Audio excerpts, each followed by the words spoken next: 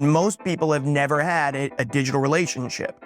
But one of the things that you have to realize is the next generation, they don't draw the line. If you grew up a millennial younger, I'm in my 30s, I remember a time where there was dial-up internet. I remember logging on and hearing, all of the tones.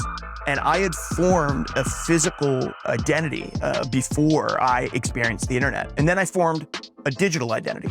That's not the case for the next generation. My daughter, who's 4, is forming a digital identity simultaneous to the time that she is forming a physical identity. For Gen Z, the internet is a force of nature. It's not optional. It is just part of the fabric of who they are. They're integrated into it. And therefore, relationships with people they've never met are absolutely no less valuable to them than in-person relationships that they have. And in many cases, the core of their relationships are actually digital relationships with people they've never met in person. And for us, we just knew that there was lots of kids that were graduating from youth ministries and they weren't coming to church anymore. The next generation lived in sort of this anxiety and stress bubble, and the physical church was out of their reach. And so we said, if we can't come to them through the screen that's in front of their faces, sometimes 2, 10, up to 12 hours a day, watching live streams and consuming content, we're never gonna reach them. And these kids are gonna go to hell because we refused to go to them on the device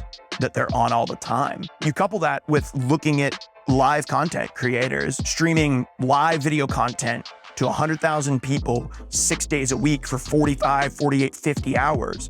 And I realized that these content creators had more influence over the next generation than any pastor in our country. And I thought the church has to have a voice inside this community. That's one of the things that gets me most excited about Lutz, is most of the people who are coming to our church weren't going to church. We don't say that we are a church of gamers. We're a church that exists where gamers are. We are a digital church, or a church first. And it just so happens that we planted in a place where I speak the language. And if you would plant a church in Africa, you would learn the language. You would learn the customs and the culture. And so God has sent us gamers and non-gamers, and our goal is to be faithful with whoever it is that God sends us. When I look at Acts chapter 2, we see that the church was sort of defined by the things that the early believers devoted themselves to. So they devoted themselves to the apostles' teaching, to prayer, to the breaking of bread, gathering together. And so for us, we say that we are devoted to the mission of Jesus, devoted to the community of believers, and we are devoted to spiritual vitality. Stadia has walked with us every step of the way. They helped me refine what we were doing.